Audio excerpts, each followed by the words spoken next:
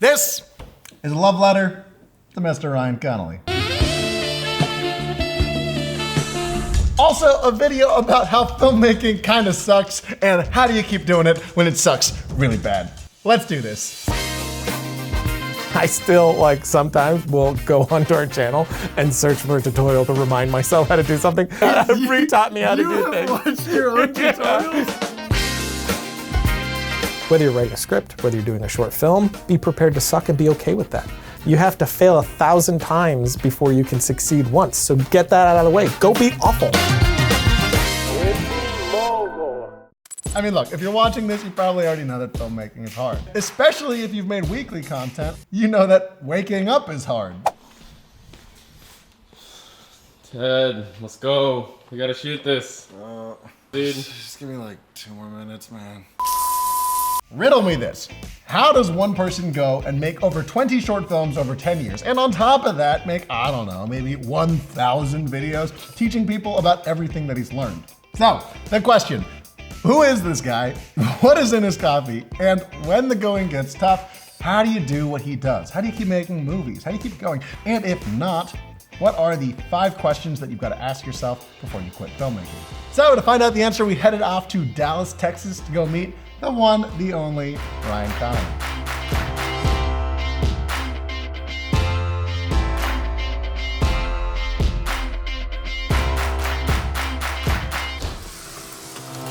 Hello. Ah! Ted. It's just a precaution. Dude, What's going on, man? it's good to see you. It's fine. I'm not gonna use it. Okay, I cool. might use Sounds it. good. It depends Okay. on how the interview Just a little goes. bit. Okay. Now, if you don't know who Ryan Connolly is, let me break it down for you. Ryan makes movies. He also runs what I think is the greatest filmmaking channel of all time. And he's been doing it for years, specifically 10 years, which is insane. And means that not only has he been making films for a long time, but he's also been making online film content longer than basically anyone. Now, this goes without saying, but I've met a lot of filmmakers, Hollywood and YouTube people, and I can honestly say that Ryan is seriously just one of the most down-to-earth, awesome dudes. Hey. Get an up desk. Use the coupon code. Use the coupon code Film Riot. Now, this is just a small portion of our interview with Ryan, but if you want to hear the full discussion, make sure you head on down to the podcast link in the description down below. Filmmaking is hard as hell. I don't need to tell you that. So hard. It's hard as hell. Yeah. It's so hard. It's so stressful. How did you get into this? How did you start working on the channel? How did you get into filmmaking? I was doing electrical work. I was doing shelf stocking. I was doing auto detailing, all this stuff that had nothing to do with film. Yeah. But it was taking up my time to try to make all this money. And I just got fed up. So I made a resume and my reel. And then I just remember my girlfriend, then wife now, worked at Starbucks. So I just went to Starbucks all day and sent out to 200 places. Question 1. Have you sent your 200 letters yet? Now, no, I'm not talking about real letters because I don't think anybody actually sends those anymore. What I really mean to say is, have you put in everything that you can to make this filmmaking thing work? All cold calls. All cold, just sending it in, just 200. I heard back from 1. So I got that job and it was great because it was just hands off. I got to do whatever I want all day long. How do you push through the load times? For me, there's no choice. It's I don't know, it's burning inside me in a way that I just can't ignore. Question 2. Is there any other choice for you? I'm just gonna be honest, and this might save you 4 years of your life and $250,000 in college debt. Are you ready? Everyone likes watching movies. Nobody likes making them. What makes Ryan so amazing to me is not his inspiration or how much he loves watching movies, because everyone talks about that. It's his ability to do it day after day, even when he might not really be feeling it. There's times where even in Ballistic, I was I don't want to do this anymore. I want to go home. All these people are relying on you to have answers and to steer the ship and to be a good leader and to have the vision and in the end, deliver something that isn't garbage that they didn't all waste their time on. But the second monitors are up, not a peep. It's all go, telling my story, zero nerves whatsoever. It's this is exactly where I'm supposed to be, exactly when I'm supposed to be. You know what I mean? All stars align. This is it. Now, I was lucky. I knew making films sucked really early on in life. And again, while I'm not an expert on this, as a guy that's worked in a whole bunch of production, hopefully, maybe this story can help you too. You ready? Story time, Ted Sim, here we go. Now, when I was just starting out, I had a friend whose dad worked over at Discovery Channel. And one day, after months and months and months of me begging him to go, his dad finally agreed to give me a tour of the offices. So, Sunday morning, little Ted puts on a little backpack, starry-eyed, walks down to Silver Spring, Maryland, and he goes on a mission to learn everything that he can absorb. And then it happens. 20 minutes into the tour, while we're staring at one of the edit suites, I'm looking at it in wonder. I lost the rest of the group. I didn't know where to go, and this is until one of the editors finds me. He pulls me aside, sits me down, and asks me what I'm doing there. And I sit down and I start telling him all my hopes and dreams and filmmaking and all the things that I want to do. And immediately the first thing that he does is he sits me down, looks me straight in the eye, and says, "Filmmaking is one of the worst jobs you can ever have. And I do not recommend it to anyone, ever. It will be decades of stress, painstakingly hard work, and you will get zero to no recognition for it." And little Ted's eyes go dead, and suddenly it's silent. "But," he says, "if you stick it out, you will meet some of the most passionate people in the world, and you will be among a group of people that have gone through the same hell to do something that they love doing."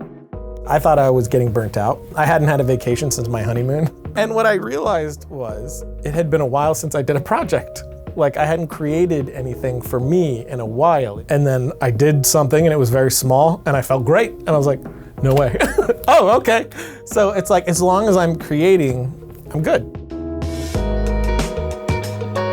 Either I'm gonna make my movie and I'm gonna collaborate with people, I'm gonna make it their movie too, and we're all gonna be excited about it, we're gonna do it together. And not only that, I'm gonna do everything I can to make it successful because you gave me money. Yeah. Then with the next one, they're like, hell yeah, let's do it. Even if that one fails. Yeah, that's because we've had failures and they're like, you know what, let's try again. It's not what could you do for me, it's what can I do for you or what can we do together? Yeah. Never what could you do for me. The point is, instead of asking for a job in film, maybe what you should do is try to offer your help to someone that's already working on a project. And try doing it for cheap or for free. Now look, I know that working for free or underneath your rate gets a really bad rap online, but if you're asking me to be honest, I think that for a lot of people just starting out, it's the only way to show people what you're capable of or to learn anything at all. 4 years out of film school, I'd done a ton of short films, but you go watch that old stuff and it's like, clearly I was, new, and I didn't try to hide that. In the opening credits of the first Film Riot episodes, it was, you wanna be a filmmaker? Well, so do I, let's figure it out. Wanna be a filmmaker? Well, so do I, let's figure it out.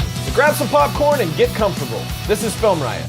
Number 4, are you making excuses, i.e., do you actually believe in yourself? I hear it all the time. I'm too young, I'm too old, I don't have enough money, I live in the wrong place. Like, this whole age, I'm getting too old. How old's Ridley Scott?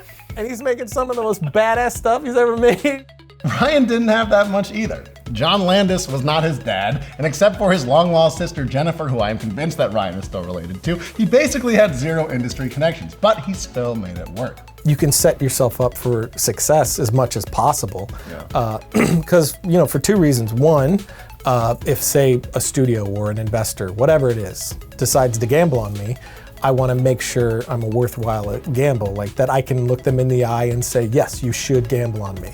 And 2, know enough and have enough experience to be able to fight for my movie. Whereas years ago, I just didn't know enough. When I was starting to move further in my career and understanding more, it took me longer than it should have to start collaborating because I didn't have the confidence to go to someone and be like, hey, it's worth your time to be my DP. And I think I was worth their time a little sooner than I thought I was. But eventually it got there. So it got there eventually. Those 2 things, man, it's just like you push harder and believe in yourself a little bit more. I never really noticed until one day I turn around and we're in a studio and I'm like, when did this happen? You know what I mean? Going from my friend's apartment, working off the kitchen table, because that was my office, the kitchen table in his apartment. That's all I had. To our own studio and 10 employees, it's just like, what? Now, finally, for the last question, maybe this is something you don't want to hear, but do you actually hate it? Filmmaking is like the most painful passion on the planet. Abusive relationship. Yes. Maybe they know that they want to be filmmakers, but when they're on set or something, they're like, oh, this is hard or painful. And because it's hard and painful, does that mean that I don't like it? Right. Because I had a bad day filmmaking doesn't mean that I don't like Well, it. if it makes you not want to do it again, you might want to think about that. Reconsider. You know, we grew publicly for the most part, but then there was also all that time that I put in before that, and all that time not sleeping that I put in before that, before I ever did anything that where anyone ever heard the name Ryan Connolly or saw anything I did. I did like at least 20 to 30 short films that will never see the light of day. But it's like we got so many messages over the years of stuff like, you know, soldiers, like legit soldiers emailing us being like, hey, it sucks out here, but we all gather together and watch your show and it takes our mind off of it for X amount of time. And there's this one kid that I've talked about for forever where his Xbox broke, his parents were getting a divorce, they were constantly at each other's throat, and he was miserable and he found the show, and now with his Xbox gone, that was his release. He was binging our show, and he just sent this email like thanking us, and it was just like, holy. I was like, wow, that's insane. Like this stupid filmmaking show where we make borderline fart jokes, could be that for someone, and that completely changed my perception of what entertainment can do. Just because you hate making movies, that doesn't mean that you don't actually love it, and will, without a doubt, be great at it. So, from your biggest fan, to both of you, the person watching this video, and Mr. Ryan Connolly, thank you, and go get him. I'm just kidding, I got a bunch of ending stuff I gotta say. If you like this episode, make sure you hit that like button, subscribe if you haven't already. Make sure you find the full discussion with Ryan in the podcast link down below.